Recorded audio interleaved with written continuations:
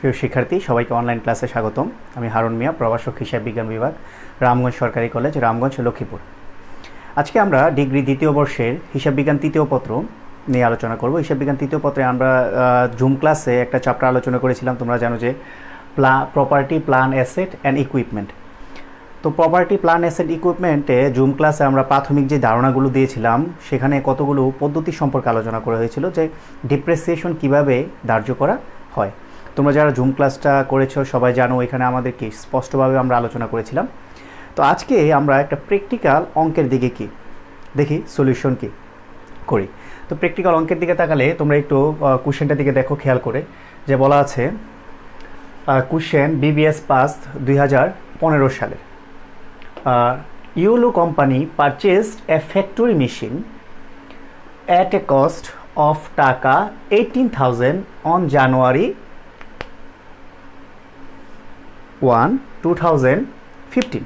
2015 সালের জানুয়ারির 1 তারিখে, মানে বছরের শুরুতে, ইউলো কোম্পানি একটা ফ্যাক্টরির মেশিন পারচেস করে যার খরচ হচ্ছে 18,000 টাকা।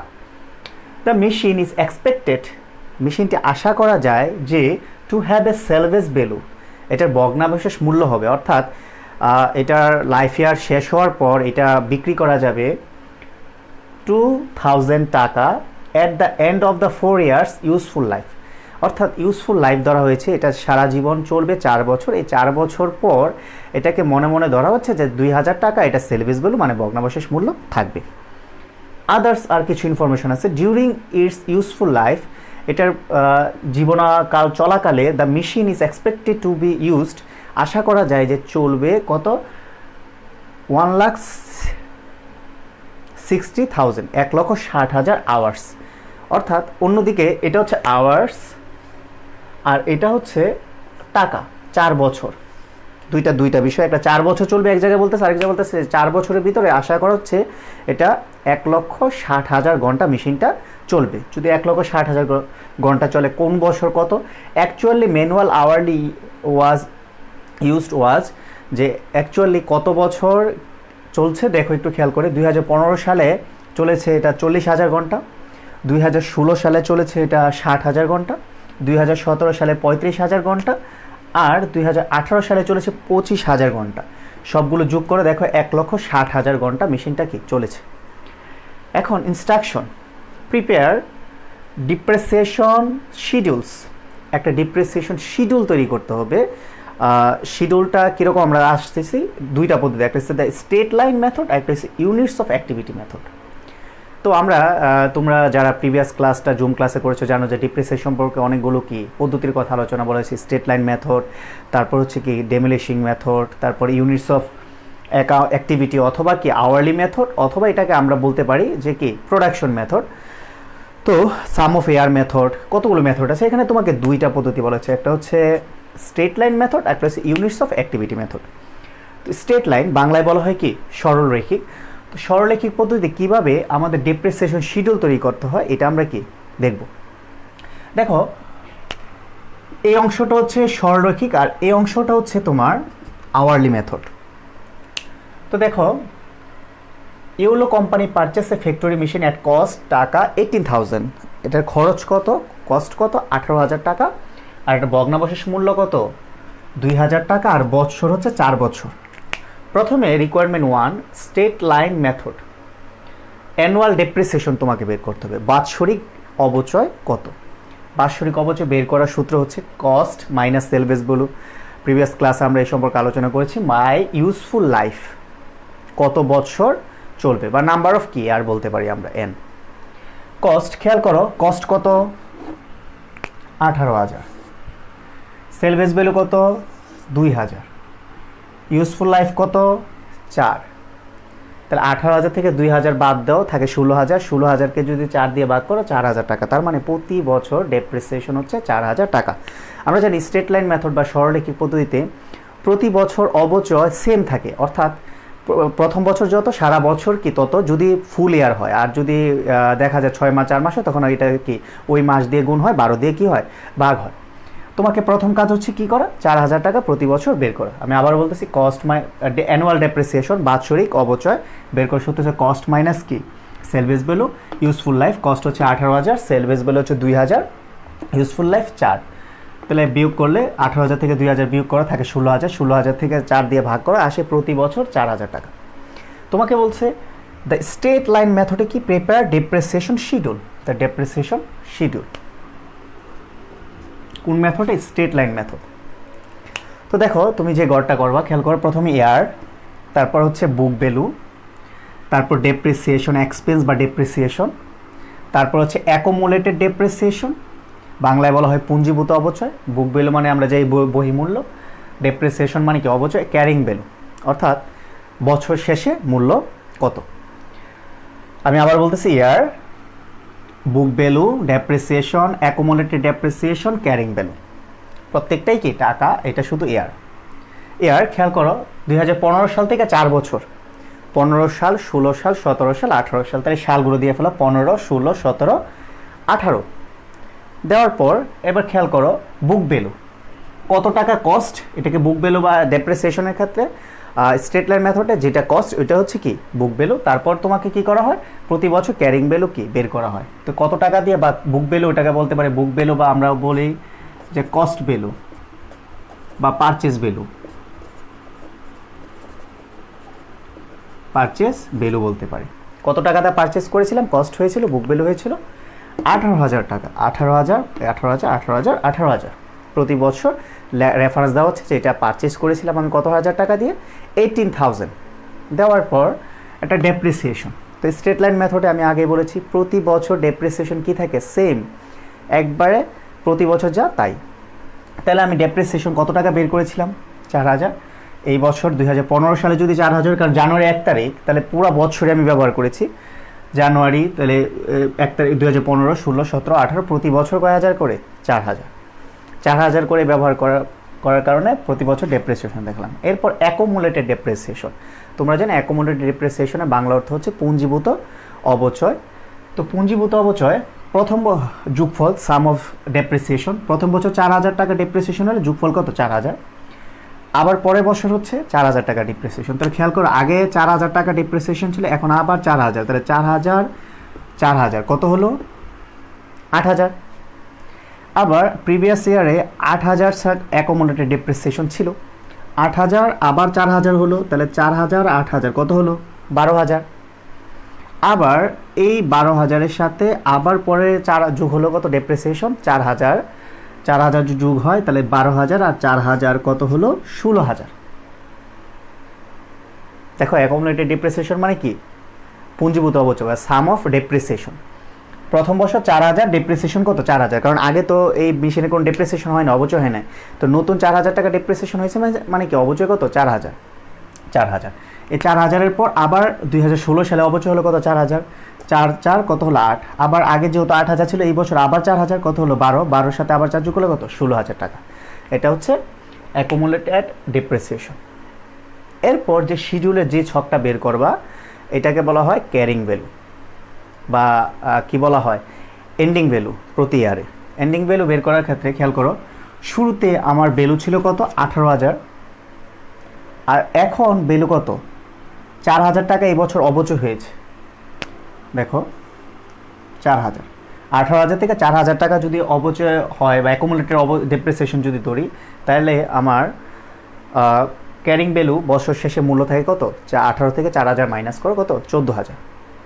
আবার যদি 2016 সালে 18,000 টাকা পারচেস করেছিলাম, আমার অ্যাকুমুলেটেড ডেপ্রিসিয়েশন কত 8,000, 18,000 থেকে 8,000 মাইনাস করো, তার মানে তোমার ক্যারিং ভ্যালু থাকে কত 10,000। সেম 2017 18,000 টাকা ছিল কস্ট প্রাইস, অ্যাকুমুলেটেড ডেপ্রিসিয়েশন হচ্ছে কত 12,000, সেম মাইনাস করো কয় হাজার 6,000। আবার পরের বছর 18,000 থেকে মাইনাস করো কয় হাজার 16,000, থাকে কয় হাজার 2,000। আমি আবারও বলতেছি একটু খেয়াল করো ভালোভাবে, প্রতি বছরের বুক ভ্যালু থেকে অ্যাকুমুলেটেড ডেপ্রিসিয়েশন কি করবা মাইনাস করবা। ক্যারিং ভ্যালু বের করার সূত্র হচ্ছে ক্যারিং ভ্যালু বের করা হচ্ছে book value minus accumulated depreciation, book value minus accumulated depreciation, book value minus accumulated depreciation, book value minus book value minus book value minus. খেয়াল করো 14, 10, 6, 2। সর্বশেষ বছর 2018 সালে খেয়াল করে দেখো, বুক ক্যারিং ভ্যালু আছে কয় হাজার টাকা? 2000 টাকা। এই যে 2000 টাকা বলা ছিল 4 বছর পর এটা সেল বেস ভ্যালু হবে কয় হাজার টাকা? 2000 টাকা। এই 4 বছর পর সেল বেস ভ্যালু 2000 টাকা। এটা হচ্ছে স্ট্রেট লাইন পদ্ধতিতে তোমার এই ডেপ্রিসিয়েশন শিডিউল। এর পরবর্তীতে আমরা যেটা নিয়ে আলোচনা করব সেটা হচ্ছে units of activity. Units of অ্যাক্টিভিটিতে বা আওয়ারলি মেথডে কিভাবে ডেপ্রিসিয়েশন শিডিউল তৈরি করা যায়। এখন আমরা 2 নাম্বার যে রিকোয়ারমেন্টটা ছিল তা ছিল কি? Units of activity. Units of অ্যাক্টিভিটিতে prepare depreciation schedule. Units activity মানে হচ্ছে এটা আওয়ারলি মেথড বা প্রোডাকশন মেথড আমরা বলতে পারি। খেয়াল করো, during the useful life the machine is expected to be used 1,60,000 hours. Actual annual hourly was used was actually কত ঘন্টা ছিল? 2015 সালে 40,000, 2016 সালে 60,000, 2017 সালে 35,000, 2018 সালে 25,000। টোটাল যোগ করলে 1,60,000 ঘন্টা মেশিনটা কি চলবে এক্সপেক্ট করা যায়। তাহলে তোমাকে আওয়ারলি মেথড বা অ্যাক্টিভিটি ইউনিটস অফ অ্যাক্টিভিটি মেথডে তোমাকে যদি ডেপ্রিসিয়েশন শিডিউল করতে হয় তাহলে তোমাকে রিকোয়ারমেন্ট টু ইউনিটস অফ অ্যাক্টিভিটিতে আমরা কি করব? রিকোয়ারমেন্ট টু করব ডেপ্রিসিয়েশন পার আওয়ার হতে পারে, পার প্রোডাকশনও হতে পারে। যদি এমন হতো যে আওয়ার না হয়ে total production units of production আমরা দেখব পরবর্তী যদি কোনো অঙ্ক আমাদের সামনে আসে। ডেপ্রিসিয়েশন যেহেতু আওয়ার, ডেপ্রিসিয়েশন পার আওয়ার। সূত্র কি? Cost minus salvage value by ওইখানে ছিল কি টোটাল ইউজফুল লাইফ মানে ইয়ার, আর এখানে ছিল টোটাল ইউজফুল আওয়ার্স। কস্ট কত? 18,000, সেল বেস ভ্যালু 2,000, আর টোটাল আওয়ার্স কতক্ষণ চলবে মেশিনটার? 1,60,000 ঘন্টা। 1,60,000। 18,000কে 2,000 বিয়োগ করো, থাকে 16,000। 16,000কে 1,60,000 দিয়ে ভাগ করো, ভাগ করার পর তোমার 0.10 মানে 0.10 টিকিট টাকা বা 0.1 টাকা প্রতি ঘন্টায় 0.1 টাকা কি হচ্ছে? মেশিনটা ডেপ্রিসিয়েশন হচ্ছে, মূল্য হ্রাস পাচ্ছে। বের করার পর এবার ডেপ্রিসিয়েশন শিডিউল কোন পদ্ধতি? ইউনিটস অফ অ্যাক্টিভিটি পদ্ধতিতে আমরা ডেপ্রিসিয়েশন শিডিউল। তোমরা জানো যে আগে আমরা কি তৈরি করেছি?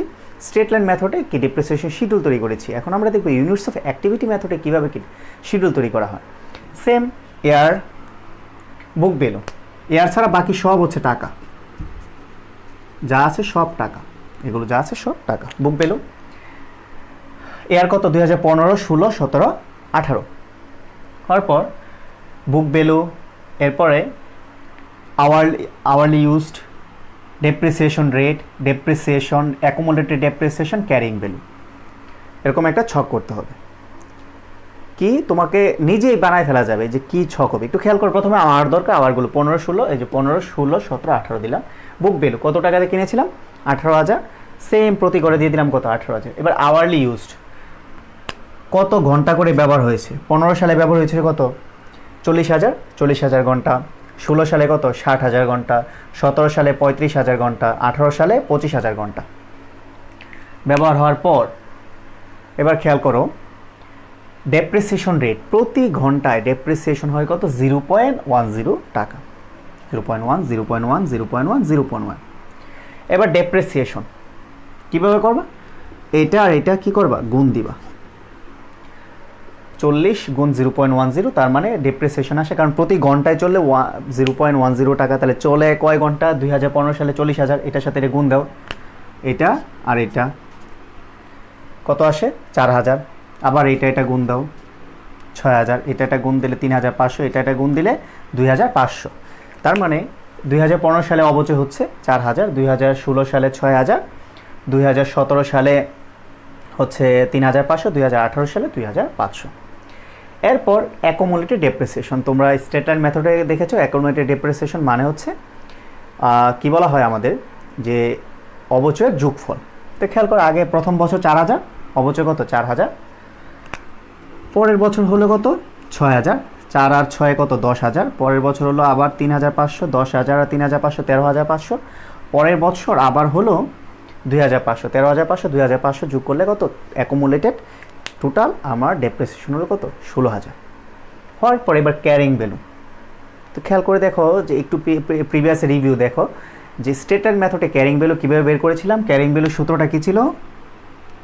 ক্যারিং ভ্যালু সূত্র ছিল book value minus accumulated depreciation. 18,000 টাকা বুক ভ্যালু আর অ্যাকুমুলেটেড ডেপ্রিসিয়েশন হচ্ছে 4,000, বিয়োগ করো থাকে কত 14,000। 18,000 থেকে অ্যাকুমুলেটেড ডেপ্রিসিয়েশন কয় হাজার 10,000, বিয়োগ করো 8,000। 18,000 থেকে 13,500 অ্যাকুমুলেটেড ডেপ্রিসিয়েশন থাকে কত 4,500। 18,000 থেকে অ্যাকুমুলেটেড ডেপ্রিসিয়েশন 16,000, বিয়োগ করে থাকে কত 2,000। এই 2,000 টাকা ছিল আমাদের কি ভ্যালু? সেলভেজ ভ্যালু। এই সেলভেজ ভ্যালু 2,000 টাকা। এটা তো তোমরা দেখতে পাচ্ছ স্টেট লাইন মেথডে প্রতি বছর ডেপ্রিসিয়েশন সমান 4,000 4,000, কিন্তু অন্যান্য মেথডে ডেপ্রিসিয়েশন প্রতি বছর সমান হবে না, যত বের হয়। এখানে ক্যালকুলেশন করে 4,000, পরের বছর 6,000, যত বেশি ইউজ করবো ইউনিট অফ অ্যাক্টিভিটিতে তত বেশি ডেপ্রিসিয়েশন। 40,000, 4,000, 60,000, 6,000, এটা একটু কম, এটা আরও কম। যত কম ইউজ করবো তত কি কম ডিপ্রিসিয়েশন, যত বেশি ইউজ করবো তত কি বেশি ডেপ্রিসিয়েশন। আর অ্যাকুমুলেটেড ডেপ্রিসিয়েশন ক্যারিং ভ্যালু তো বুঝতে পারছো। তো আশা করি তোমরা বিবিএস পাস 2015 সালের যে ডেপ্রিসিয়েশনের অঙ্কটা আছে খুব ভালোভাবে বুঝতে পেরেছো। বাসায় বই থেকে অঙ্কটা আবার দেখো, দেখার পর প্রবলেম থাকলে আমাকে জানাও। এটার উপর ভিত্তি করে আবার নেক্সট ক্লাসে আমরা আরেকটা অঙ্ক করার কি চেষ্টা করব।